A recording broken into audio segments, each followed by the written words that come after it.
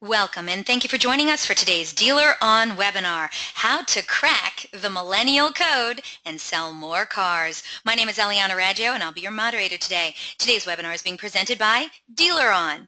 And for anyone who isn't familiar with DealerOn, well, we're an award-winning website development company and digital agency best known for our amazing SEO, the best customer service, and the highest converting website designs in the industry, including the award-winning Chameleon responsive website platform. We're so committed to lead conversion, optimization, and customer service, DealerOn is still the only company in the industry that offers a money-back lead guarantee program. Does your website company guarantee you a 50% lift in leads or your money back? Maybe you should check us out at our gorgeous brand new DealerOn website at DealerOn.com.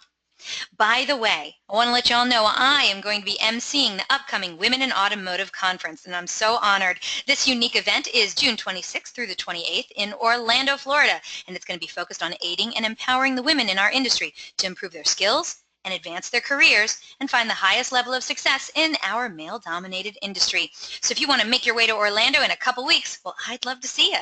To find out more about the Women in Automotive Conference, please visit womeninautomotive.com, or you can check out hashtag WomenInAuto16.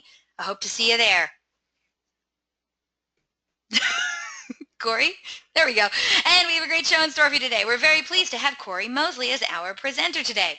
Cory Mosley, CSP, is a founder and principal of Mosley Automotive, a nationally recognized automotive sales strategy and training company that focuses on progressive sales and marketing strategies to increase customer satisfaction and retention and accelerate sales and fuel profitability. He's built a strong reputation as a go-to sales strategist, consultant, and trainer whose techniques and progressive strategies have helped countless dealers build and restructure profitable sales, BDC, and internet operations. Cory developed this approach during a sales and consulting career that now spans more than 18 years. Cory's been a featured speaker and educator at every major automotive conference and has a client list that includes dealer groups and OEMs.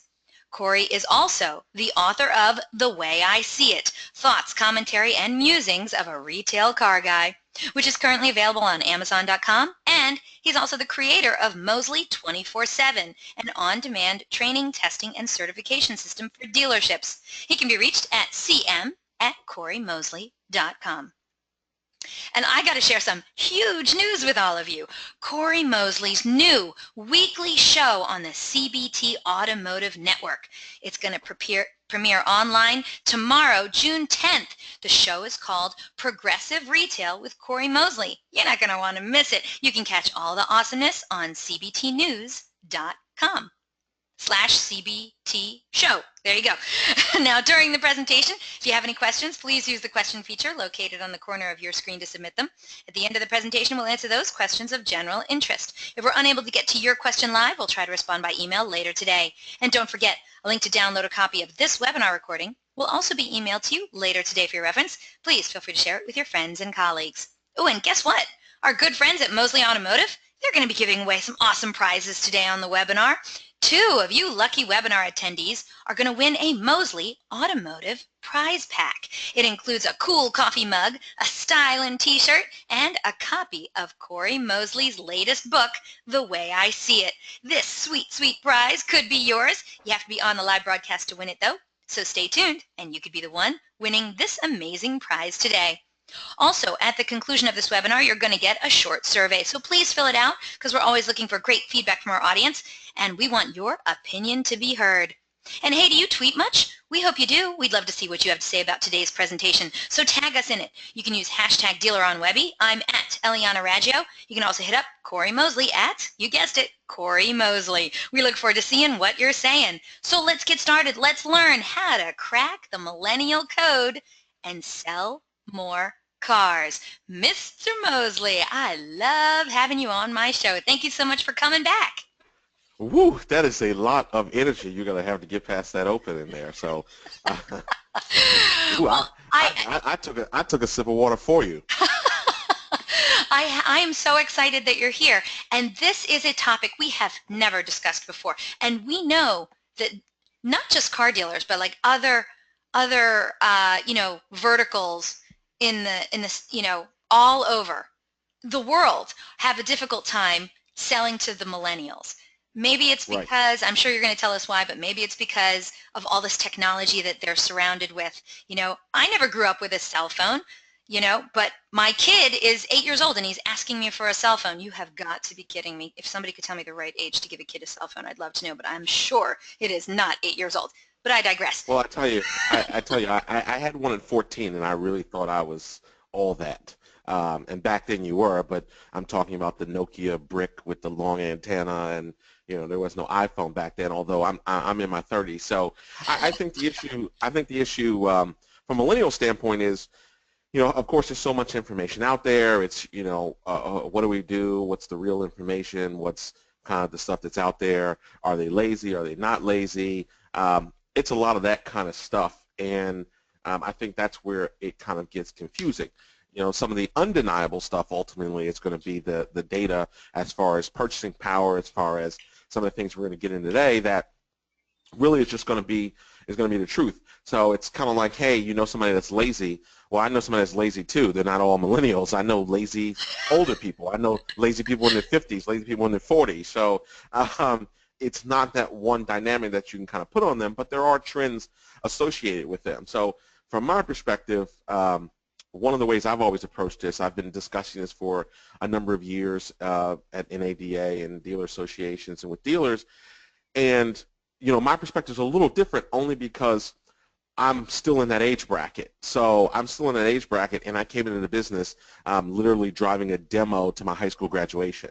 So I drove a Subaru Legacy demo when I worked for the Subaru dealer, starting in the business as a teenager. So I was 17, 18 in the business and graduated working in the car business. So I am that person to a certain extent. It's so funny because I read your bio and it said 18 years, and I didn't even do the math. Yes. So that's always my perspective. I hear other people obviously discuss the topic, and people have been talking about it, but it's very unique to me just because I'm from that era in the business and in that kind of age bracket, which I think is just slightly a little different perspective if you're 50 and you're the de facto educator of millennials. Hey, I don't want any hate email, but I just think it's a little different. So what I want to cover today, and it's always fun to be on with you. It's always fun to be on DealerOn stuff and do stuff with DealerOn, and Eliana, always fun to fun to work with you, and especially when you keep me on task. And I appreciate everybody that's logged in. I mean, we know how these things are. There's webinars, there's trainings, there's trying to sell cars in the dealership. So I appreciate everybody that is taking the time to come on live. For spending a few minutes with me, and my goal is always to deliver as much value as I possibly can in the time that we have. So I just want to say thank you. Here's what we're going to cover.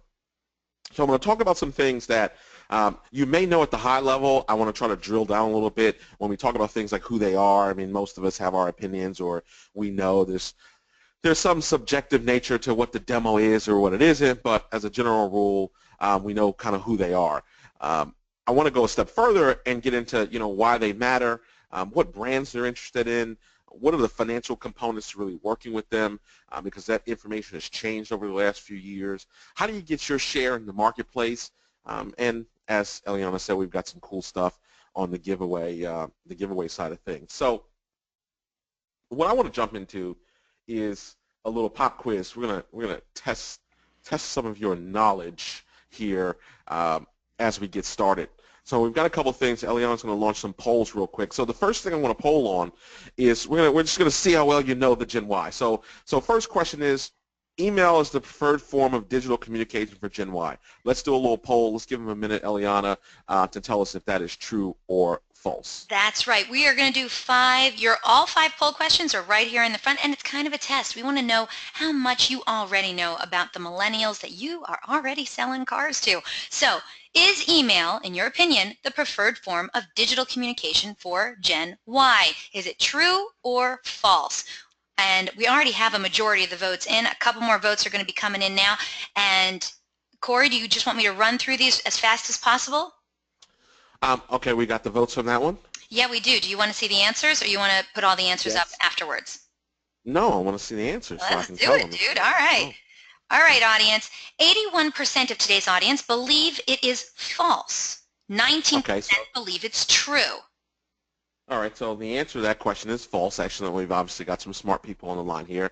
And ultimately, of course, as you would guess, because the next question is, well, then what is? And of course, most of you will connect to the idea that it's instant messaging or text messaging. So they actually did a study on the incoming freshman class at University of California, Berkeley, and they determined that 86% of them don't even use email at all. So that was like a crazy statistic in terms of how you're, in terms of communicating with each other, not getting your assignments or that type of thing. So it Right. was pretty interesting. So next question up, Next Gen Y. question. Oh, go ahead. Are you Next, doing it? You yeah, go well, ahead. I don't care. Next question is up and on your screen. Come on, audience. Let's get those answers in. We want to know true or false. Gen Y workers will have had 9 to 10 jobs by the time they reach age 38. True or false? Once we get a majority of votes in, we're going to close the poll and share the results and then move on to poll question number 3. All right. Votes are coming in. Ooh, still more votes. I love it when my audience gets involved. You guys are doing great today. All right, Cory, you ready to see the answer on this one? Yep. All right, let's see it. Okay, Gen Y workers will have 9 to 10 jobs by the age 38. 91% of today's audience believe that statement to be true. 9% believe it's false. Cory, do you have an answer for us, sir? I do. The answer is actually, it's a quasi-trick question, but the answer is false. So the real answer is it's actually higher. It's 12 to 13 jobs. So What? all the people who put true were doing that because they thought of it being a high number. So in reality, they were kind of right, but it was 12 to 13. Wow, 12 to 13 is even higher than I expected. Okay. All right. Third poll question is on the screen now. We want to know, true or false? 18 to 25-year-olds are more likely than any adult group to think that technology makes people lazy. Do you believe that to be true or false? Wow. People definitely have some preconceived notions about millennials, as I can tell by the votes coming in from our third poll question. Audience, you guys are doing great. Thank you so much. Uh, Sharpie wants to know if you're throwing out another trick question at them. Just your, hey, what's your knee-jerk answer?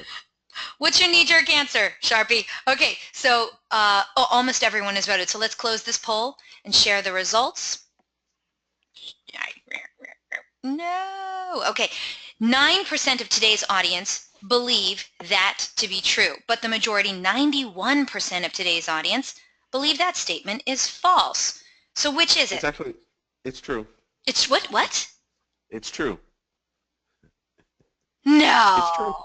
It's true. 18 to 25-year-olds are more likely than any adult Yeah. group to think that technology makes people lazy. Seriously? Listen, according to Harris Interactive, Pew Research, and Internet Business, that's their collective study. So I think people get a misconception that just because they're heavy users of technology, obviously they were born into it, most of us get that, doesn't mean that they don't realize that, you know, having a calculator is certainly hurts your learning retention, or being able to use that for everything, or Google everything certainly does cut down on your ability to store things in your mind. So it was interesting, but nonetheless, it's true according to our data sources. So. Wow. Okay. Well, a lot of us got that one wrong. Let's try our hand at question number 4. True or false? A new blog is created nearly every second of the day. Please select one, true or false. Once we get a majority of the votes in, we're going to close the poll and share the results. This one's not so easy as the other questions have been. We'll see, we'll see. Oh, okay, more votes are still coming in. I got to tell you, a new blog is created nearly every second of the day. That seems a little high. If I were to guess, I think I might go false. But I don't know. I don't know the answers to these questions, audience, so I'm going to find out just like you will. I'll tell you what, we're going to wait a couple more seconds, and then we'll close this poll, and we'll share the results, and then we'll get to the last poll question. All right? All right, are you ready, Cory? Yep. All right. This one's not in the 90s. 88% of today's audience believe it to be true. 12% believe it to be false. Is a new blog created every second of the day, Cory? It's actually false. Oh, It's actually 2. what? To what? two new blogs are created every second of the day. No. Yeah. So the No. data says. So the data says. Oh my, All right, let's do the last one. Let's do the last one. I guess I got a ton of content to get through. oh my gosh, I had no idea. Okay, last poll questions on the screen. I'm failing this test miserably, audience. I hope you're not. Okay, the number of text messages sent and received each day exceeds the population of Earth. True or false? I'm going to go with true on this one. I'm going to get this one right. If it kills you. I got 3 of those wrong so far, so. All right, audience. Quick, hurry up, vote quicker. All right, Cory, if you're ready, we're going to close this poll and share the results. Let's do it. All right, let's do it. All right, 92% of today's audience believe this statement to be true. Only 8% believe it's false. Is it true or false? Gold star for 92%. It is true. It is true. Wow, that's a right. lot. That's right. All right, back to you. I'm back to your slide deck now. Absolutely. And I want to make sure, Eliana, I know we didn't mention it, and I guess they get it in advance, but you've got 2 handouts. So you've got a great PDF version, this drilled down to kind of an ebook format that I please encourage everybody to download. And then there's another handout takeaway that you can use that we'll talk a little bit about at the end. So let's get some facts out of the way, and then I'm going to give you a little data, and then talk a little bit about some action planning, some things that you could be doing. If you have teenagers, if you have millennials, we're talking about millennials, which translates generally to this Gen Y piece, but right now we're also starting to collect the data on Gen Z, which are the teens and tweens right now. Those are the groups that are really dominating Snapchat in those areas. We've seen data where over 63% of population between 13 and 16 are active on Snapchat now. So just another source for you to start to get out there on. But lost in translation, I don't have any idea what a lot of these people are texting nowadays. I'm literally Googling myself at the age of 36. I'm Googling to figure out what some of these shortcuts mean. Outside of the ones we all know, right? We all know LOL, we all know OMG, but this is like a conversation that some millennials might potentially have in the translation to it.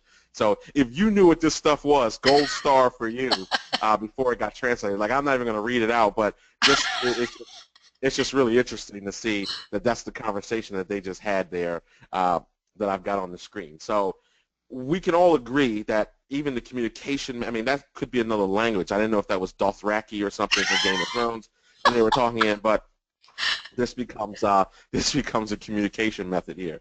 So I want to talk about who they are, because we agree that communications are different. Things are just different. It just is. And the origin of that can be described in a multitude of ways. The everybody gets a trophy generation. However you want to look at it, it just is. Things are just different. When we talk about the number of jobs, when we talk about the attitude, my grandmother, she worked at the same building, same location, same company for 42 years, retired, got her pension, got a gold watch, and went on her way and loved every minute of it. That's just not the reality that we are, of course, in anymore. So who they are, let's do some stats on this. And again, there's a skew here of a couple of years depending on who you ask. So 78 to 2000, and anything beyond that is the cusp of Gen X, and there's some argument there over a few years. But this is the generally accepted range, give or take a few years. There's close to 84 million, so you can imagine the impact there. Also known as millennials, tweens, teens, 20-somethings, considered tastemakers. So they're setting the market. They're literally setting the market on the decisions that we're making, what's good, what's bad. All the marketplace corporations are going to them. Manufacturers are going to them for design. They're going to the design schools and getting their feedback on product. A lot of the think labs, of course, are geared to them. I mean, people are literally scouting in schools. I watched a video the other day where literally just driving by to see what kids are doing. It may sound a little creepy, but they say it's for data. But literally, what are they doing? What are they doing on their phones? How are they communicating? Just that real-time pulse, because they want to determine what the next steps are. Many of you on this call, if you're not in the millennial category, if you're in your 40s or 50s or 60s or even older, you ask yourself, how many times have you asked your grandson, granddaughter, your child, an opinion on what you should wear, or should you buy this watch, or these different factors that again are influence driven. How do I look in this? Do I look cool? These are these kind of questions that we've asked. So they're considered tastemakers. For them, they want to be sold, want to be seen, known, and respected. Even if they haven't earned that respect yet, for them it's just inherent. So that's what they're ultimately looking for. So we know a couple things. We know more than 26% of American adults are Gen Y members. And here's what's important for your stores. So I know we have a wide-ranging group of people that are on the call today, but here's what's important from a training level, from the frontline level. For the people working with customers who are coming in the store, your showroom salespeople, internet, BDCs, people engaging with the customers in a new sale environment. Currently, they're influencing half of the auto purchases within a household. That's really significant. And how I translate that, because when we work with salespeople all over the country, how I translate that is this idea that we typically were trained to focus on the buyer. We were typically trained to engage our customers and who's the person making the financial decision, who's the person that can, sign the paperwork, and who's the driver, who's the buyer, and we would put all of our attention to them. That was kind of traditional, quote-unquote, old-school training, focus on the buyer. Well, in an environment here where your deal could be killed, they'll kill a deal. That millennial in a household can kill your deal faster than any price, payment, color, or anything else if they're not involved, if they're not in on the transaction. So I implore everybody that has any level of influence to what's happening at the retail level to make sure that the sales representatives and the people in the front line understand if there's a millennial showing up in that deal with their parents or their grandparents or just in the showroom or in the engagement process, that you got to make sure you're catering to them. And what's scary to me is I'm still seeing, training on women in the workplace, women in the environment, and how to sell, women approved, and these different types of things, where it's 2016. We got to get over it and get on with it. So I just want to make sure everybody is paying attention to that.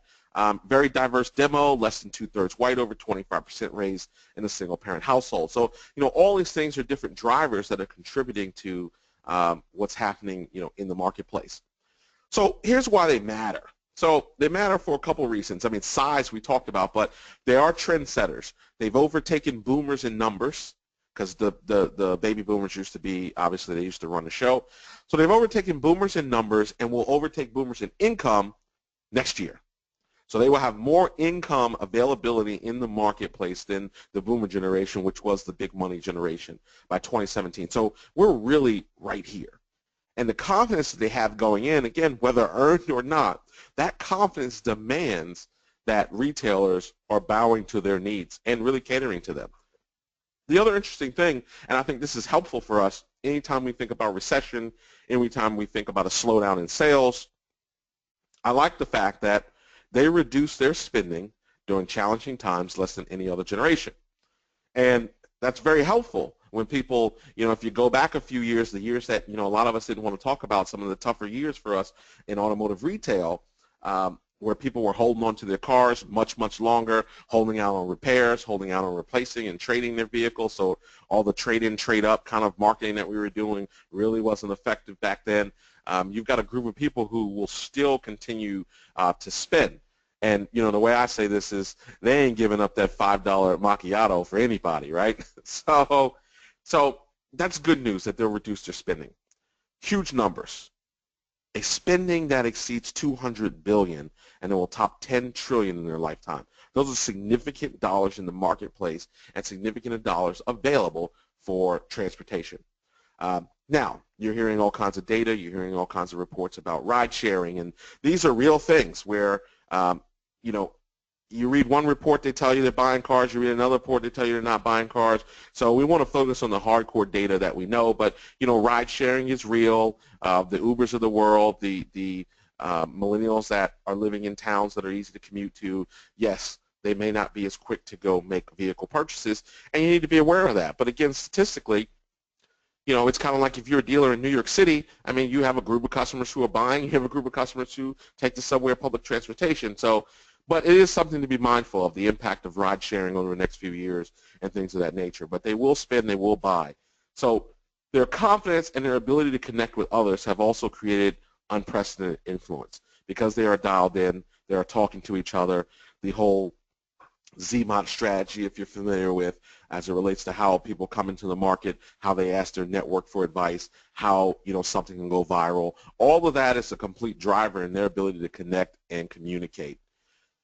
Recently Michigan State University and Deloitte did a automotive sustainability study, and they found something that I thought was very interesting, that a Gen Y consumer will pay an average of $1,500 more for a $20,000 vehicle because it's a hybrid, but would pay $8,000 more for a vehicle that gets an extra 15 miles per gallon, regardless of its hybrid badging.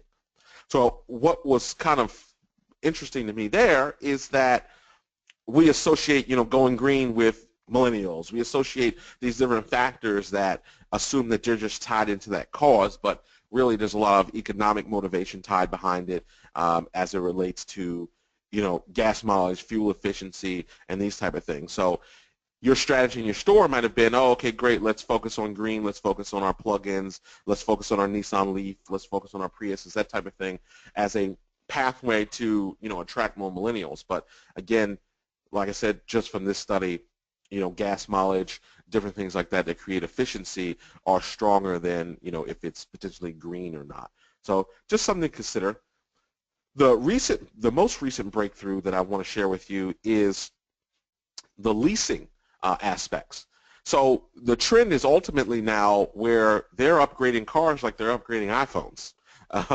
28.9% in the study that we looked at with Edmunds.com and Morepace Inc. looked at 28.9% of all the new car purchases of millennials ages 18 to 34 in 2015 were leased. So that's outpacing the actual statistics for total leasing. 46% jump in leasing by millennials over the last 5 years. So that's significant. So they are leasing vehicles, and what that means also is that that's helpful to us, of course, because we want that turn. We want to extend our lease portfolios and our lease retention activity. It's tough when you're selling to a 42-month trade cycle. So you want to have that opportunity to know, I want that predictability to 36 months, 39 months, even 24 months now. A lot of aggressive leasing programs available that you have these options where they are leasing the vehicles. It's not the adage, hey, you've got to own something. Many of you deal with that every day with customers who, oh, I don't want to consider leasing because I was always taught to own it. I want the title. I want all these different things. So why somebody would go into a 60-month or 72-month or 84-month or even longer now? We've got some banks out there that are really stretching the term. Why you would go into a 6 or 7 year payment just to have ownership when you could obviously lease, I don't quite understand. But the good news is that they're starting to control the marketplace. They've got a lot of disposable income. They've got more purchasing power than boomers, and they like to lease vehicles, and that trend is going up. So that's something definitely for everybody to get excited about. Some of the other things that we know from a financial component, continuing from the same information, is that 57% of respondents to the survey on down payment and payment said basically they're willing to put no more than $3,000 down. So $29.99 down sounds like a commercial. They'll put $3,000 down on a new car purchase. 54.9% said that they were willing to pay no more than $299 a month. So shoppers who finance their purchase, of course, if you do some basic math on that, that basically keeps them in the realm under those kind of parameters of basically a vehicle price under $20,000. But because of the leasing percentages and the opportunities created by that, you're really taking an upswing, depending on your lease parameters, of $35,000 on a vehicle. So that puts you in a lot of different categories, as we're finding vehicles like Acura are doing very, very well with millennials right now, and that becomes the impact as that leasing continues to grow. They're not restricted to some of the entry-level models, a Chevy Cruze or a base Nissan or a Corolla or some of these things, by pushing the leasing kind of methodology in the envelope and understanding that they are being more open to that. So when it comes to brands too, what are the brands that they're interested in? Because there's been a little bit of a shift over that too. So I think it's important if you sell any of these brands to get really, really excited. And if you don't, that doesn't mean, that there's no place for your ability to leverage them. But interestingly enough, there's been a lot of interest in RAM. Now, this is specific to leasing. So brands that the studies are finding Gen Ys are more likely to lease. RAM brands, which of course, Chrysler, Jeep, Dodge, but RAM in particular, GMC. Interesting here, Lexus, Jaguar, Cadillac, Buick's on the list. I guess those, I guess the commercials are working. So Buick's on the list, Subaru, Mini, Acura, and Scion. So some familiar names that you expect would be on there, like Subaru, Scion for the time being, Acura. But the luxury model, and this is something really to get excited if you have luxury in your brand, because most of the time we think about the financial capacity or the economic motivation here, but this is also why, if you're in the luxury game, if you have a luxury manufacturer in your group, that your luxury manufacturers, potentially to the dissatisfaction of some of the more higher-end customers, are going down market.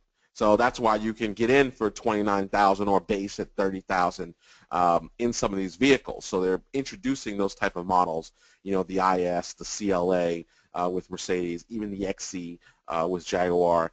So they're creating that opportunity to try to grab them, and this is something that Acura has done very, very well with for a number of years, despite some of their growth challenges in other areas. So it's definitely something to get excited about. And if you have a Chrysler, Jeep, Dodge, Ram dealership, hey, it may be something to sort of think about that strategy as you try to attract that group into the marketplace.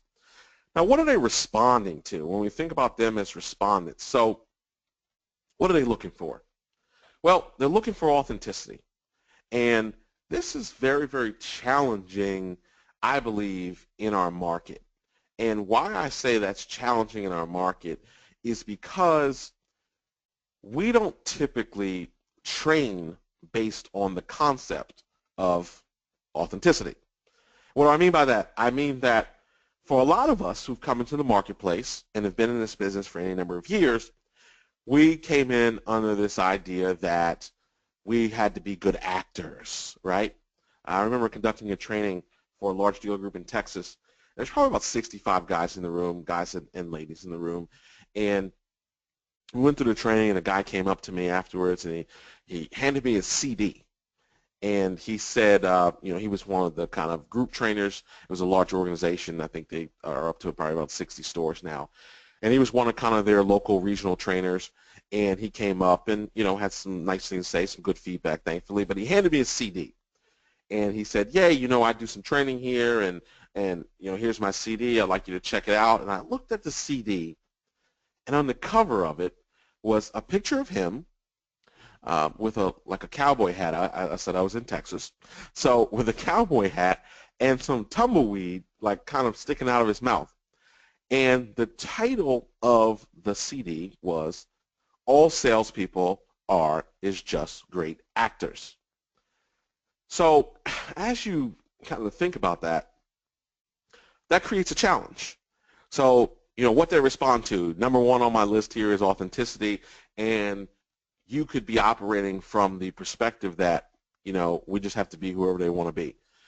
When I'm live with audiences, I kind of play an exaggerated, play, which is, hey, what are you into? And I'll ask somebody, and they'll tell me, I like to fish. And I say, oh, man, I love to fish too. Where do you go fish? What's your favorite fish to get?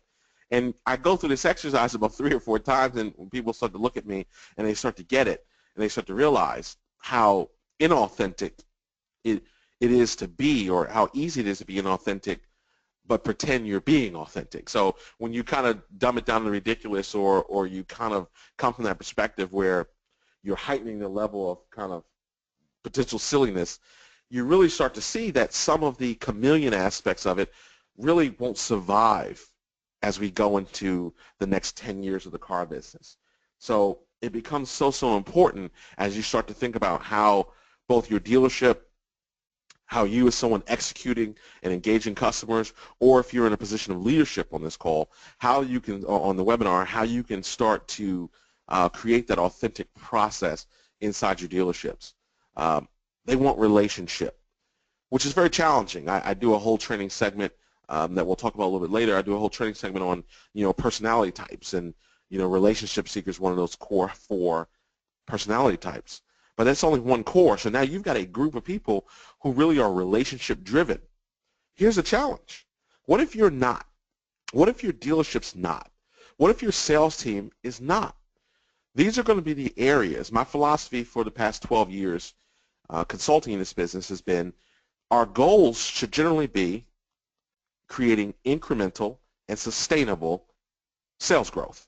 So I don't want the tent sale. I don't want the 20-car spike and then we go off a cliff. I don't, great, I did 22 cars last month and the next month I did 12. I'm riding a roller coaster. I need to find out how I can create incremental growth and then sustain that growth moving forward. So when you look at something like millennials coming to the marketplace, significant buying power, overtaking boomers, 40% of the buying segment, 50% of the influence segment, and I say they want relationship, that's a complete paradigm shift for a lot of people potentially working in the dealership. That means, hey, if your approach has been what I call a horsepower approach, if your approach has been press hard 5 copies in your approach to engaging customers, you're going to have a tough time with this group. It's just plain and simple. You know, if I could you, what would it take during your business? You know, any other reason side price you wouldn't buy and drive this car today? Some of the lines that we've used for a long time, you're going to have a tough time with this group and really getting more than your fair share, getting a competitive advantage. Because they want to connect with relationship. They've got some things to say. They've got some things about the whys, you know, the why they want to use the vehicle, the what they're going to do with it, the what's brought them there, what is their journey. All of these things are important to them, and they're communicating based on a lot of these factors. Next, cost effective. Oh, I'm sorry, generally raised to be skeptical of business. So I want you to think about that for a second. And, you know, I don't want to paint a dim picture here because this is a lot of opportunity, but when you start to look at authenticity, they want relationship, raised to be skeptical of business, is there any more segment that's more skeptical than the segment of automotive vehicle sales from the customer's point of view?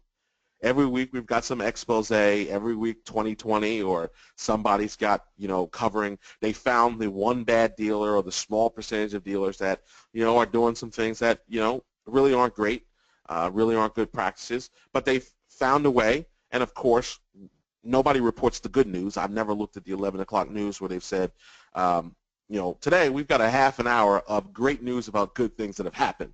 It's usually, you know, somebody who's shot, who's robbed, or what have you. So that expose piece, that piece where they're already skeptical about business and business people and just the idea of it, I'm not talking about the guys with the $50 billion valuations, so the Uber guys and Zuckerberg and these guys, but just the general business environment. So by the time you get to automotive and the car buying process, you've got skeptics. You know, we deal with the general standards of human decency, and then we come in below that, and then we try to gain credibility every time we open our mouths, every time we send an email, every time we engage a customer face-to-face. We're trying to win the credibility war. So they're already skeptical. So authenticity, relationship, fighting the skepticism. And the way to fight the skepticism, of course, is not to engage in practices, when we'll talk a little bit about those shortly, but engage in practices that drive that skepticism or drive them away from the dealership or your dealership's environment. So, you know, we can't promise quick, easy, and convenient. I know we've got a lot of BDC managers, some internet managers on the call. Can't pitch quick, easy, and convenient on the phone, and then when they arrive at the dealership, F&I's backed up for 3 hours, and we're trying to give them vouchers at Applebee's while, you know, we get the car to prep, or it's not PDI'd, or whatever's happening. So they're going to eat you alive, and everybody knows about reviews. Everybody's getting hammered about reputation management and things they need to be doing with that. So it's all one big ecosphere that will play itself out. Cost-effective marketing options. So again, text messaging and other elements. I'm going to give you some specifics coming up just in a little bit. But, you know, where can you be cost-effective? Where can you reach them? Because obviously all the data is telling us, you know, they're not glued to the TV. You know, we've all got our Netflix and chill is now a thing. That's now a hashtag that you do, and of course there's no commercials there. So as people are consuming their content, they're not exposed to your typical your typical medians. Even, you know, even your Hulu, you know, I pay the extra $3 now, so I don't have to see a commercial at all for our Hulu account. So those traditional marketing options where you might be reaching your customers that might still be more effective for the broad range of your group, your radio, your TV, these type of things. Again, now it's how can we communicate in different ways to have a different desired effect with this group. And what we're finding is that brands that invest in relationships through empathy, deep understanding, and insight will win. And there's so much of this information on this slide that you're looking at that's counterintuitive to how we react. And that's what I want to start that process for you. I want to start that process and say, you know, what's our brand? What's our brand message in a store? Is our behavior based on authenticity? Are we coming from that approach? Are we just trying to be actors? Or is our team just saying anything that they need to say to get somebody in the dealership or to sell a car? Are we relationship-driven dealers as a dealership? Is that our mission at all or not? Are we doing things to increase skepticism about our business or make people more comfortable? Are we utilizing cost? Are we communicating in ways in locations where they are, where millennials are, where our customers are, that is maximizing our return on investment? And what are the things that we're doing right now in our dealership and for the future of our dealership that reflect an investment in relationship, that reflect an interest in our customers and wanting to learn more about them and find better ways to leverage them? And not to get too off topic here, but you know, one of the effective things I find it's very interesting when I sit in and work with dealers all over the country. I also work with manufacturers. What I find interesting from the dealership environment is we'll sit around in a meeting and have conversations about what a marketing strategy should be, or you know, what our approach should be, or what type of amenities we might want to have at the dealership. And most dealers never ask their customers, which I thought was pretty interesting. They never get that level of feedback to, you know, hey, we're thinking about doing this. Is this something that even interests you? We're thinking about doing this in our service department. We're thinking about doing, you know, what should a giveaway be? Well, what's important to the dealer? I mean, what's important to your customer? You know, what are they responding to? Do they like vacations or do they like iPads? You know, we had a dealer that everything was an iPad giveaway or was an iWatch giveaway, but that didn't necessarily connect to his market. And, you know, we did some additional research and we were able to learn that, you know, what really people wanted going into the summer is, you know, people wanted little staycations or giveaways with their, or getaways with their family. And, you know, I think we ended up using something with like Great Wolf Lodge was in the area, so we used them as leverage, and it was just a more highly responded to connection with the community. So there's some different things I want you to think about there. Now, when we talk about some factors from a marketing perspective, what are some 4 key, you know, factors from a marketing standpoint? 1, badge brands, not the biggest brands. So what I mean by that, if you look at some of the brands that everybody talks about now, there's story behind them. And for some of you listening here today, obviously you don't control the marketing in your store. You may not control the story, but you can hopefully take back some information that starts a conversation. That, hey, I just got off this webinar, and you know, this guy, he sounded like he knew what he was talking about, and there was some information here, but this is the market that's telling us that. So this is Harris Interactive, this is Zogby. These are the people that are looking at the data, that are studying the brands, that are studying the information, that are able to predict the trends, and they're doing all the research. So it's not just kind of, hey, we're pulling it out, but the business of story is so important in the marketplace now, where people are not just, you know, that's why a lot of these brands are in trouble. If you look at millennials and you connect it to Hollister and Abercrombie & Fitch, and some of these brands that used to be really, really popular, they're in trouble now because the millennials are not showing up to buy. But they are attracting themselves to more niche brands, more badge brands, brands with a story, the Toms of the world. You know, think about all the brands that have gotten on that train where, you know, buy one, give one, where there's some community aspects, where there's a greater good piece behind it. People love story. They want good products, of course. And the good news for our industry is there's nobody on this call right now, nobody on this webinar, no attendee right now who's selling, especially if you're a new car franchise. There really is no new car franchise in America right now that doesn't make a good car. I mean, we've really come up. So I expect all of you to argue on behalf of your brands. I would expect nothing less. I would expect you to be drinking the Kool-Aid at your brand location. But the fact of the matter is, we pretty much, all brands, all people make good cars. So what's the story then at the dealership? What story are you telling that could connect with this audience? They don't want to be talked down to. They want to be talked at the same level. Again, this is very counterintuitive.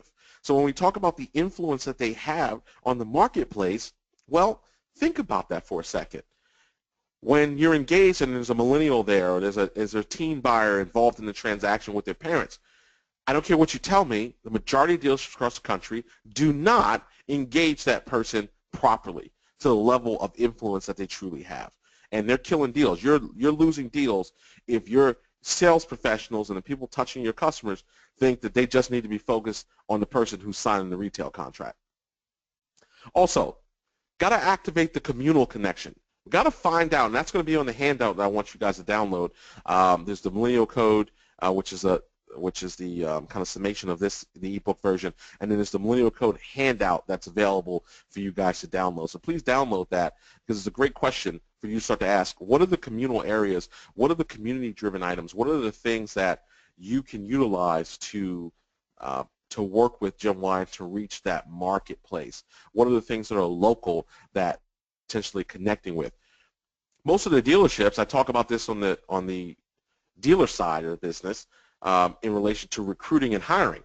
So the millennials that are in the workplace, what are they doing? What are they doing socially? What causes are they involved in? What is the community that they're involved in at the local level? Because there you're going to find leverage. You're going to find a path to create more opportunities to bring more millennials into the fold. And again, 3 and 4 tie together. How you can extend to new places, how you can extend to markets and areas that you haven't gotten involved with. You might have been sponsoring the Susan G. Komen Foundation for the last 10 years, but there might be an opportunity to something that is driven toward millennials in your marketplace, or even events that, a South by Southwest, which of course if you're in Texas or if you're in Austin, well, that's one thing to get involved in, but there's always some version of that in most of the major cities and towns now. So it's just another area for you to get consideration. But you want to target those influencers. I like this graphic. Granddad, in your day, what did you do when the server was not responding? He didn't do anything because there was no server, of course. But reaching Gen Y, target the influencers. Who are the people?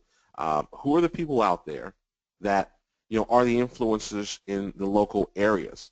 A good friend of mine, he's now involved in this whole EDM thing, the electronic dance music, the Calvin Harris's of the world, and the Avicii's and these guys, and it's amazing. So he's throwing all these teen parties, and it's just amazing. I've watched how this has grown, and he's probably, I'm throwing his age out there.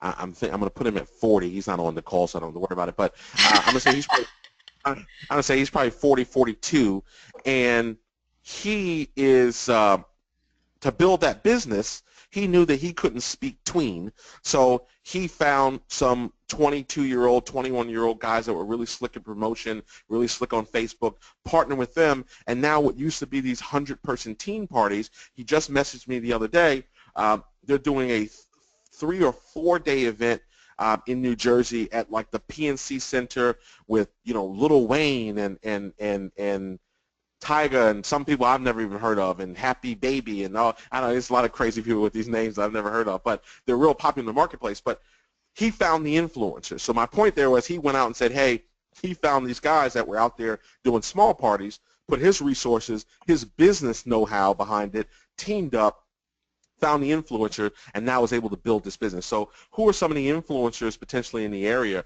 that are running events that are millennial driven that you can get involved with? And that goes into getting in that inner circle. Are there people at the dealership that you can leverage? What are they doing? What are they into? What are they doing after hours that you can leverage? Some of these things you can't leverage, and then you can connect those dots and work to build. This takes work.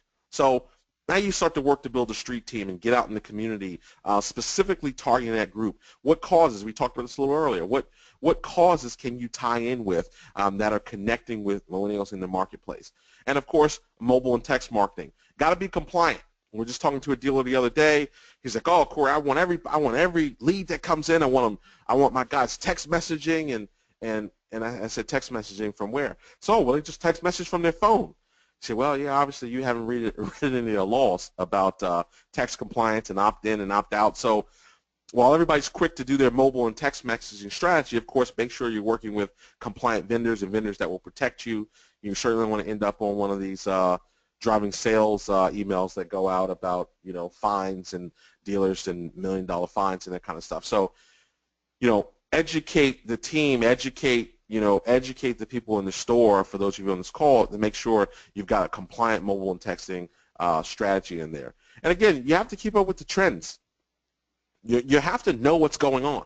All too often I meet dealers, I meet people, oh, Cory, I'm not on that Facebook, and really I don't have time to tweet, and that's not really for me.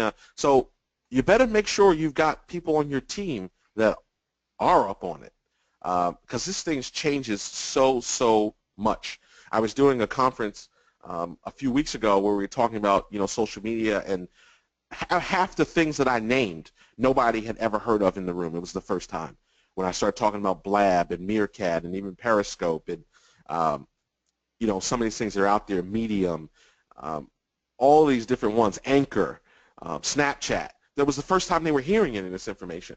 So we got to keep up with the trends and keep up with where everyone is, so you can stay on top of that and stay connected. Or else you're going to get eaten alive. The technology is changing. Eliana, you talked about that in the beginning. The technology is changing so fast, and it's affecting everything.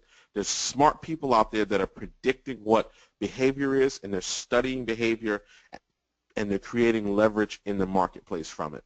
And I don't want you to be behind on that. So, and it's tough. We're paying attention. There's someone in my office that's paying attention to that. We're trying to be everywhere. Nobody's perfect. We're trying to get content out as much as we can, as soon as we can, everywhere that we can. So it definitely takes work, but those who hate change will hate irrelevance a lot less. I always quote a retired military general who said that. So getting your share, move fast, do it now. What could you be doing? Use the brief handout to talk about and create some brainstorms. Don't wait for the other guys. I talk about this in a lot of my live presentations. So many of us have what I call the itis in the auto industry. And, when we think about itis, it's like, bursitis or bronchitis. It's bad, right? It's sickness. we have this itis, and this itis is who else itis is what we have. So Did you just come up with that? Do we need to trademark that? No. Well, who else itis is definitely my thing. But is this anything to do with fear of missing out, FOMO? Well, yeah, no, I don't. FOMO, I don't know that one. I like mine though. Okay. So no, the funny thing is, FOMO would be great. If we lived by FOMO, that would be great, because more dealers and people would take action. We've got who else-itis, and who else-itis works like this. They'll see something that's exciting, that could change the business, that could create a competitive advantage, but they're not familiar with it, and the first word out their mouth is, well, who else is doing it? And if they don't like the answers, if you can't say, oh, some big dealer group, some big name or somebody, then they don't want to do it, or they're nervous about doing it, versus getting out in front and being the people that we talk about as the trendsetters, as the trailblazers. The new buzzword is disruptor in the marketplace. So don't be afraid to do that. Don't wait for the other guys. If you've got millennials in the household, please talk to your kids. Talk to your kids. They'll tell you. Not to like to quote Kanye West that often, but when he stood up to give one of his rants that he gave at some point in time, he said, he said, listen to the kids, because they're going to tell you they're the tastemakers, so they're going to tell you what's happening. Believe me, these manufacturers are listening to them. That's why I can get a Wi-Fi HubSpot in a $12,000 or $13,000 Dodge Dart right now, because they're listening to what people want in the marketplace, and they're listening to the younger generation. Focus on the experience, not the road to the sale. Focus on the experience. What is the experience that you're delivering? Now, I'm an advocate for re-examining the whole experience in your store and the customer experience as a whole, but we're talking about millennials in particular, so definitely have to look at that, not just how you can walk somebody down the path to step one, step two, meet and greet, ride, demo, close, trial, close, not walk them just through the road to the sale. What's the experience that they will having every step of the way, and how can you enhance that? I thank you, Eliana, for plugging the show earlier. On tomorrow's show, our first show is with the company that deals with the iPad experience in the store and the iPad process, and never leaving the customer through that process. So it's very interesting for for you guys that will check the show out. But customer experience is going to be important. My next one, we're on a webinar with one of the best website companies in the marketplace right now. So refresh the web experience. When's the last time you've looked at that? When you've done an upgrade, don't treat it like a checkbox. Oh, great, we got a website. It's up. It's been up for a while. As Eliana, you'll attest, the trends are changing. Everybody's paying attention. We're heat mapping. We're confetti mapping. We're looking at where our customers are going, what they're clicking on, what's your content strategy. So, hopefully you all have DealerOn sites, but look at how you can refresh. What more can you be doing? Is it time to upgrade? Don't wait for the manufacturer. And I say this. We do a lot of business with manufacturers, so this isn't a put down. But again, they're collecting information and data just like you are. So they're trying to figure it out and trying to bring resources to bear to help their brand, and by way of that, help your dealer. The intent is generally always good, but don't wait for them. I have so many people that will say, oh, well, the manufacturer's handling this, or, we're waiting on this, or we're waiting on some information. I'm not talking about being out of compliance. I'm talking about the idea of taking some action and not just waiting for the program to come at the corporate level. Look at ways on how you can speed up the delivery process. This is going to be important across departments. That wait, that time kill, that time crunch to move through the process of purchase is going to kill you on your reviews and reputation, and bringing in those millennials. Avoid fine print marketing and anything that could be perceived as manipulation. So the push, pull, or tow, $5,000 guaranteed for your trade isn't going to be the deal. It might work for you in your market with maybe your general marketplace or a segment of your group, but that's not going to be the winning promo. The $199, the this, the that, it's not going to be the moving needle for you with this particular group. Understand but don't assume community. So it's not like you're one of them. Hey, I'm cool too. It's understand and access. Don't market to attract. Market to resonate. Don't market to attract. Market to resonate. Resonate familiarity, resonate connection, and they will come to you as a byproduct of that. And one of the funniest things, and it just popped in my head, that I'll share with you, and then Eliana, I'll turn it over to you, is one of the funniest things that popped in my head is I watched this show on Showtime called Shameless. I shamelessly watch it, and because it's very raucous. But I watched a show called Shameless, and in their last season, funny enough, one of the guys, one of the main characters in the show, he and his wife run a bar, and the bar would just have regulars in it, and it would just be a few people, and they were struggling to get by just every day with a few people in the bar. And all of a sudden, the market changed, and millennials and gentrification, all these things started changing their area. So millennials started wondering, and the waitress was very, very rude and nasty. And the millennials loved it. But so she all was of a the sudden, one that had all the good ideas, like the cappuccino machine and hookah. That's right. That's right. So they changed from just pouring whiskey and bourbon to putting in hookah and cappuccinos, like Eliana was saying, and she did all that stuff. And then they just took the prices of the drinks and tripled them. And they loved it. The place was packed with millennials, packed with all the young people in the community. And then what killed them was the news cameras came out and voted them the best bar. And the moment they became hot in the public, the millennials ran the other way. So again, it was just a quick illustration to pay attention to the market, look at how you can leverage that. You got to follow the trends and look at how you can create leverage and not be afraid to go first or wait for the other guys. Eliana? You are awesome, Cory. All right, let's get to that next slide. I'm sorry. Oh, yes, you have your action item. This is very important. Yes, I do. Action items, because Eliana told me everybody's always excited about that. So action items. Review the ebook version of this presentation. I like to keep it simple. So download, we've just gone to the meat of it in the download, so make sure you download it. Review the ebook version of the presentation.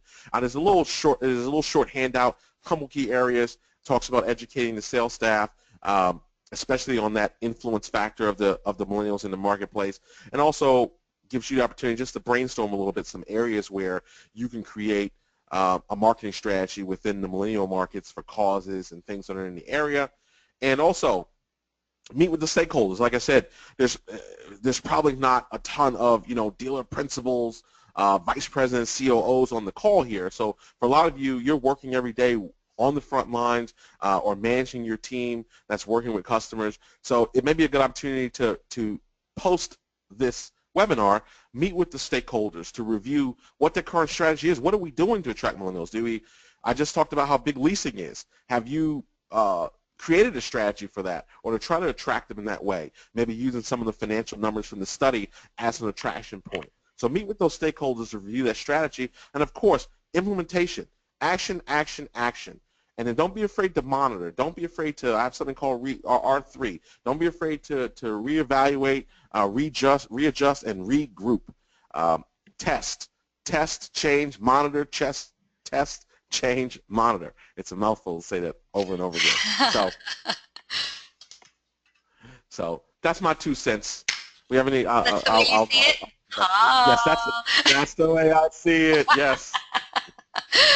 Great presentation. I'm not the only one who thinks so. Diane wrote in, job, very well done, great content. And Michael wrote in, great presentation, Cory. Thank you so much. Guess what? Now it's time for questions from the audience. Audience, if you haven't gotten in your questions yet, we can't wait any longer. You got to send your questions in. Surprisingly, I think, Cory, you were so thorough. We don't have a lot of questions for you today. So maybe that'll change. Maybe some people will come up with some great questions, because we want to help you sell more, crack the Millennial Code and sell more cars to them, right? So yes.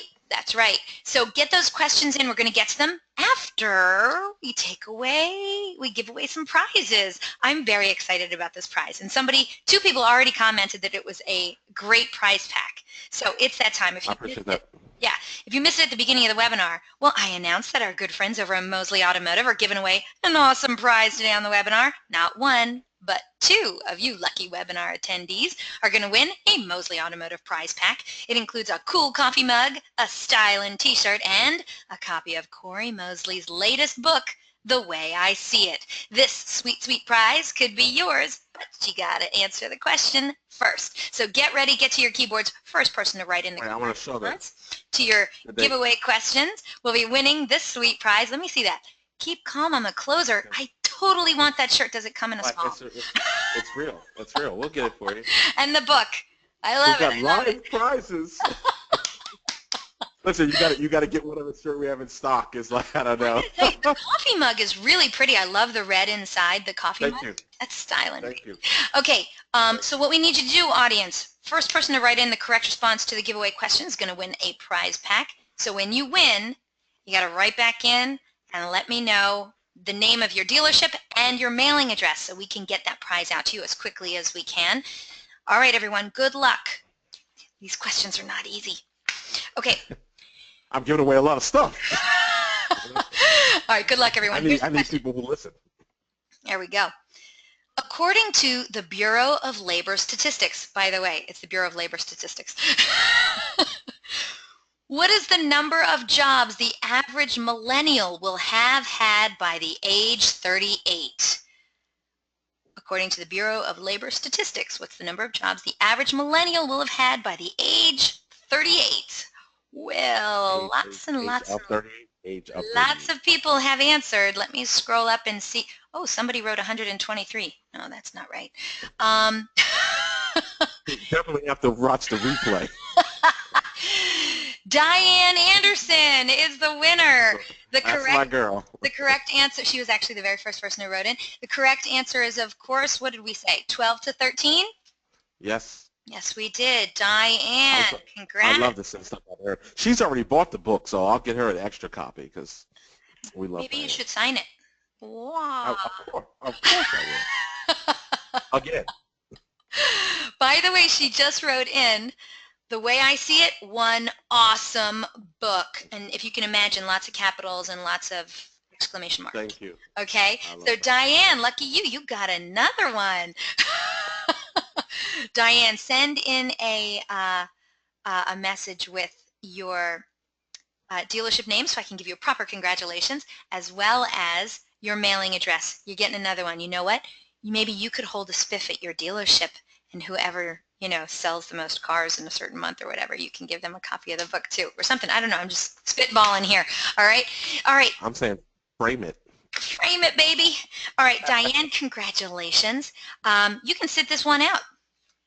Oh, Diane is with Dellin Automotive Family, and that's in Greenfield, Indiana. So congratulations, Diane. Indeed. We have another one of these prize packs to give away. So everyone, get on your toes. Get those fingers nice and limbered up, okay? This one also, not an easy question. Hope you were paying attention. Good luck, everyone. According to Edmunds.com and Morepace Inc. study, what was the maximum car payment amount that the majority of millennials responding to the survey said they would pay per month? Oh my gosh, I cannot believe you people. I mean, I thought that went by so fast, and everyone got it right.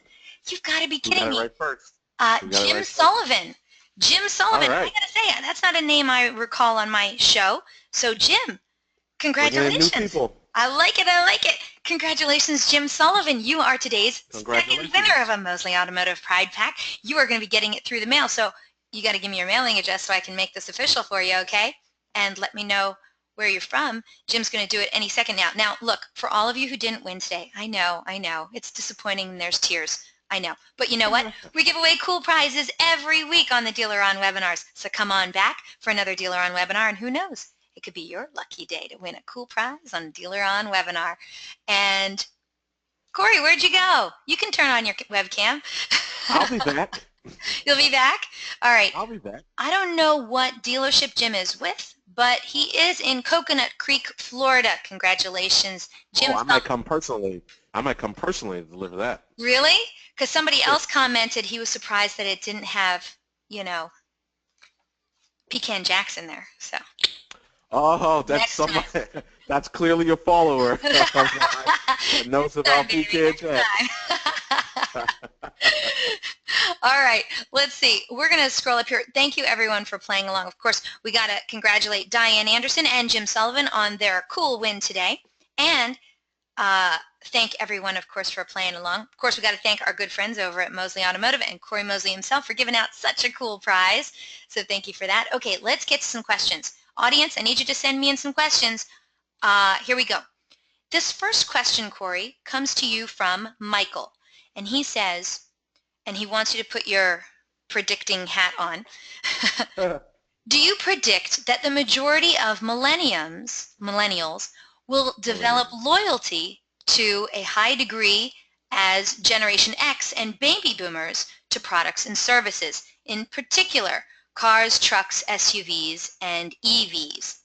And he goes on to say, as we've heard, Toyota is aligning with Lyft and or Uber. Right, GM. Right. Yep. So what do you think Toyota is hoping for with regards to millennials? So this is a very long question. So do you think millennials have staying power with one brand, I think is what he's getting at. So I think the key is going to be, and again, I just look at the research. I look at, like I said, I still live in that within a year or two cusp of millennial thinking based on the demo. But what I believe is it's still going back to who and what they connect with. So the influence factor there is really going to be more so of who and what they connect with. So if you deliver them a car, if you sell a millennial car today, and all they get is some form-written birthday letter once a year from your CRM and some form email in 60 days to say, hey, how you doing? Or once a year you make a phone call, and it comes time when they're in a lease retention cycle, are they going to be loyal to your dealership? Are they going to be loyal to the brand? Not necessarily.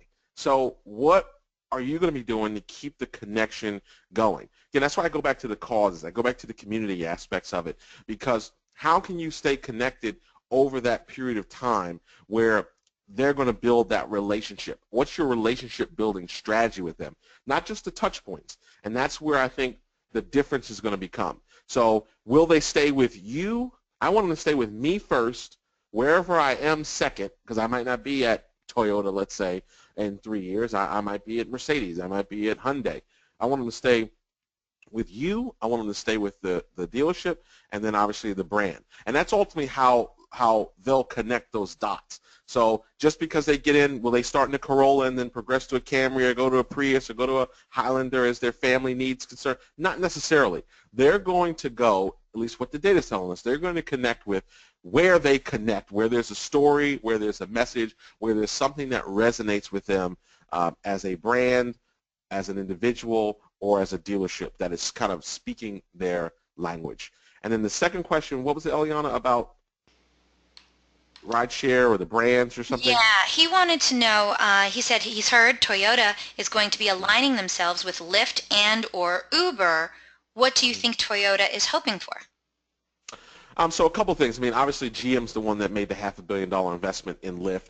Toyota's doing a lot with Uber, actually. A lot of it right now is more on the penetration side for getting their vehicles in the marketplace. So that's what I talked about, rideshare, and you got to be aware of this overall in your strategy as the dealership is planning to figure out how they're going to grow sales in the years to come as they're under the pressure to do. Because, you know, Toyota is a great example. They're they're getting in concert with Uber on pipeline to get cars to Uber drivers. They've even got a financing model now where you can drive and accrue your Toyota Financial Services payment. So they're doing a lot in that rideshare area where I think you're going to see them go. And I can't speak too much about he actually picked a brand that we have some involvement with, but without giving away too much of the secret sauce, without giving away too much secret sauce, what you're going to see is an emphasis. Yeah. What you're going to see is a shift to customer experience that was designed based on the needs of millennials and people who favor more online transactions or digital transactions. So the millennials are the driver of it, their feedback and where they're going, but it will, of course, affect everyone in the buying process. So you're going to see a lot more with electronic delivery, digital kind of starting the process and just taking delivery in the dealership. You're going to see a lot more with customer experience, iPad, that kind of stuff, and user interface and user experience in the years to come. I mean, coming now. And it's funny because I think it wasn't too long ago that eBay celebrated the fact that they had sold over 1 million cars through eBay Automotive. And I'm wondering, do you think we're ever going to get to the point where somebody can buy a car through the internet? Would we want that? Yeah, I mean, I think there's a couple things, and listen, I've been wrong before, so that's why I'm not a futurist. I work on strategy, but I never proclaim to be a futurist, but by title. But I believe, I mean, certainly people would argue that 95% of transactions, I mean, you can do a lot of work now. You've got a lot of pass-through from companies like CDK and DealerTrack that are in that space, already connecting the journey all the way through to the end right now. So what are some of the nuances? Will you be able to e-contract? Will you be able to do like a hello sign or a document that's legally binding just online completely? Right. So there's going to be certainly some nuances and some legalities to that process. So one of the companies that we're interviewing tomorrow on the show, they have, I think, approval in 11 states to actually do iPad-based contracting. Ooh. So there's a whole legislative process and some other things to work through to really get there, but you're going to get there. I mean, I've seen the technology for a number of years in more of a crude manner where it just hasn't reached the UI wasn't there. So the user interface wasn't there where it was a Apple-esque beautiful experience to go through, but the raw programming or the raw data, to put your information in here and connect the dots and do the programming and all that stuff was there. So it's happening. I mean, you got some guys now that are delivering cars through kiosks. There's no salesman at all. I got a buddy who works for one of these companies. I don't really want to even promote it because I think it takes away from, this is how I make my living. This is how the people on here make their living by working with dealers and working in dealerships and trying to serve the community. So I'm certainly a lot protective because I'm from automotive retail. I'm not from the tech crunch or the tech bubble or the university. So I'm very protective about that idea. But we do have to get our stuff together as it relates to the customer experience and tying the customer experience to our ability to continue to maximize profitability and get more efficient. All right. Just a few more questions for you, and then we'll close out the show. This next question, Cory, comes to you from Tom, and he says, do you think that these strategies for millennials are going to translate for all shoppers? Yeah, I mean, absolutely. So right now, I mean, I like the idea of segmentation, because segmentation just allows you to target. I mean, it's no different. You know, we're probably not, you know, Mercedes is not targeting the S550 for 100 grand to college graduates. So I'm all for segmentation, but ultimately these things, the influence factor of them as tastemakers, as I talked about, will drive what we all want to happen. So the grandfather, the parent who, you know, didn't want to give up his flip phone is going to have to get his iPhone if he wants to FaceTime with his son or daughter or their grandchildren, because that's how they communicate. They're not flying. They're not coming local, you know.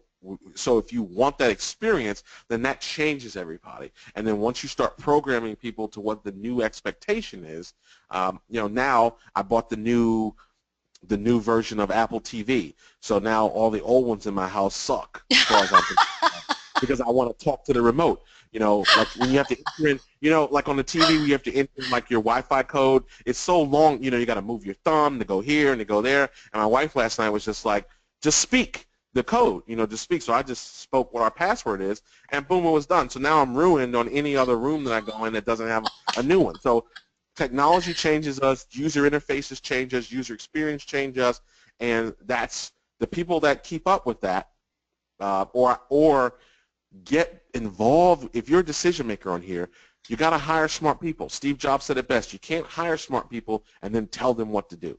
So you got to surround yourself with the smart people inside your organization, and keep up with the trends and keep up with what's going on, and then take actions to go there. Agreed. Okay. Comment came in from Philippe.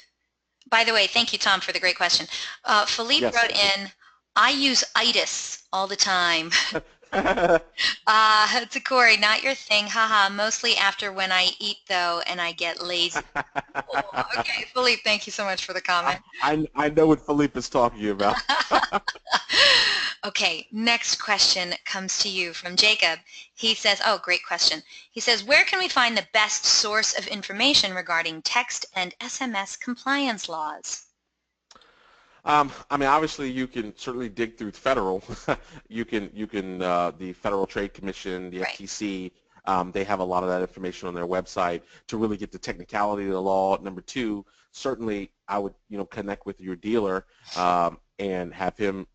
They should be able to get drafts of that information from their attorneys and get them to break that down to what's important. And then the third thing is a lot of the vendors, CRM companies. I know in particular one pops in my head that has a full compliant opt-in program. I believe most of them have some form of it, but I know one for sure has a full opt-in, opt-out compliant, go through the CRM, no he said, she said kind of stuff already built in. So as you're working with your vendors, find out who has those type of compliances already there. Now, he has a follow-up question. Jacob just wrote back in. He says, follow-up question, should it be the responsibility of the CRM company to make sure we are compliant? Well, no. I mean, there's nothing in their agreement. Well, the answer to that question really doesn't matter what the answer is, because there's nothing in. I mean, even if they say that they're going to take care of that for you, wouldn't you want to just check up on them just to make sure they're doing it right? You're the one who's liable.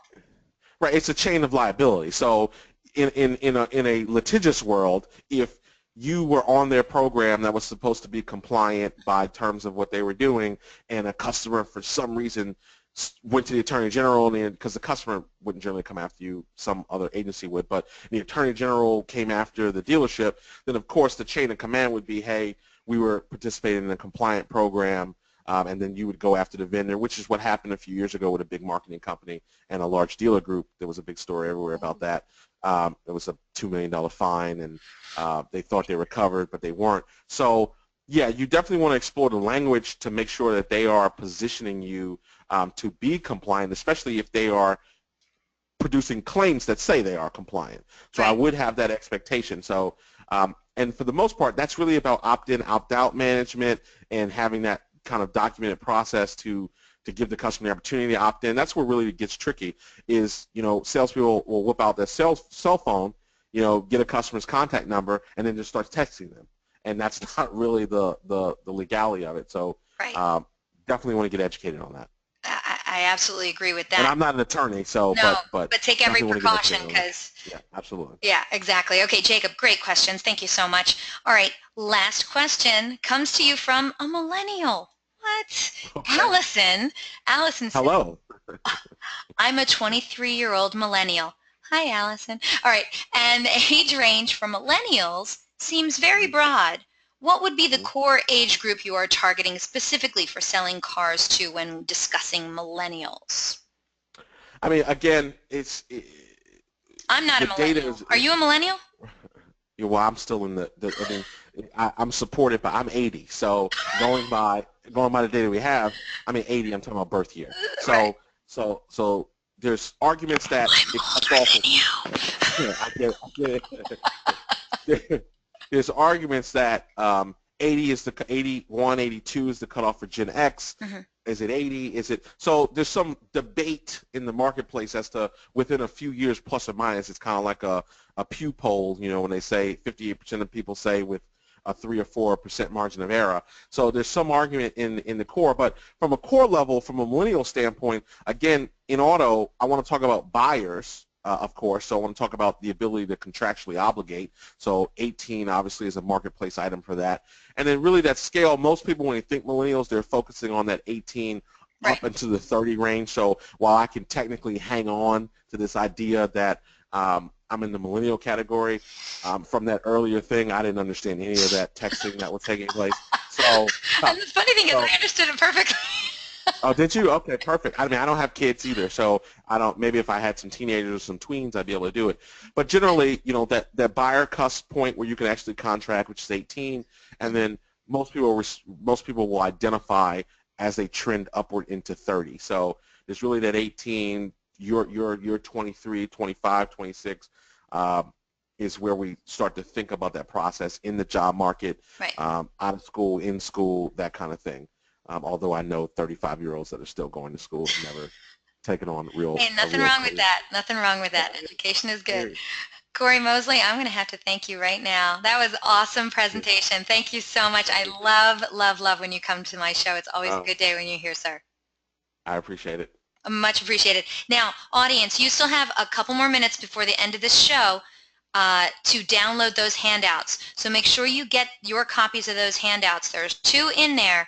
They're both equally wonderful, so make sure you get those, okay? And I want to also remind you, audience, I'm recording this, so you're going to be able to download a copy of this webinar presentation a little bit later on today. Within 24 hours, you can go to DealerOn.com/webinar, view our upcoming webinar schedule, or access any of our past webinars too.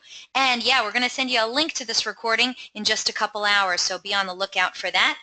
And when this webinar concludes in just a moment, you're going to get a very short survey. It is 6 questions. Please fill out the survey. We want your opinion to be heard. We want to know what you thought of today's presentation. All right? So please say good things. Give him good numbers. All right? But we want your honest opinions. So please fill out that survey. We'd really love to see what you have to say. Okay? And, I got big news. Cory, we got to go to that next slide. Okay, the next slide. That's right. Well, you can tell them to watch my show again. Cory Mosley's new weekly show is going to be on the CBT Automotive Network, and it premieres online tomorrow, June 10th. You're hearing about it here, okay? The show is called Progressive Retail with Cory Mosley, and you're not going to want to miss it. So make sure you can tune in. You can catch all the awesomeness on cbtnews.com/CBT show. Check it out, all right? And if you want to see and hear more from Cory Mosley, well, you can check out his live HD webcast. It's going to be Friday, June 17th, about personality-based selling strategies, where he discusses how to sell beyond your comfort zone. To find out more, you can go to CoryMosley.com. And by the way, I'm going to be emceeing the upcoming Women in Automotive Conference. This unique event is June 26th through the 28th in Orlando, Florida. And it's not just for women, but if you work beside women, do you sell cars to women? If you have anything to do with women and automotive, then this is the conference for you, okay? All right. You know any. I mean, that's all it really boils down to. If you want to make your way to Orlando in a couple of weeks, well, I'd love to see you there. To find out more about Women in Automotive Conference, please visit womeninautomotive.com, or you can check out hashtag WomenInAuto16. Oh boy, I really hope I get to see you there. And invitations will be going out tomorrow for our next DealerOn webinar, how to ignite your website traffic and set your sales on fire. Today's consumers spend an average of 17 hours online visiting dozens of websites to research different makes and models for their next vehicle purchase. And with so much info at their fingertips, it's no wonder that the information age has become the indecision age. Car buyers are getting confused and dealers are feeling the burn. And let's face it, if consumers aren't on your website, they won't be visiting your dealership, and they certainly won't be buying cars from you. So do you want to ignite your website traffic and set your internet sales on fire? Well, first-time DealerOn webinar presenter Scott Peckstein, is going to show you how to break through the internet clutter and get consumers off of multiple websites and firmly onto yours. Attendees of this information-packed one-hour webinar will learn how to drive more traffic to your dealership website, better engage online consumers, and successfully boost dealership visits to ultimately increase your sales.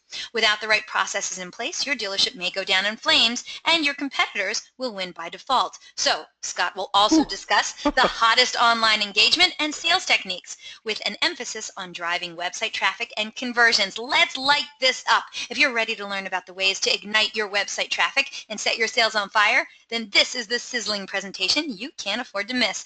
Register now, and don't forget DealerOn's weekly webinars are held Thursdays at 12 noon Eastern, 11 a.m. Central, 10 a.m. Mountain, and 9 a.m. Pacific. We have some awesome webinar subjects planned for 2016, but if you have questions, comments, or suggestions regarding these webinars and our topics, hey, contact me directly. Again, my name is Eliana Raggio. I would love to hear from you, and I'm everywhere. I'm on Facebook, Twitter, Google+, you name it. I'm on all the automotive social networks. You can track me down online or email me directly at eliana@dealeron.com.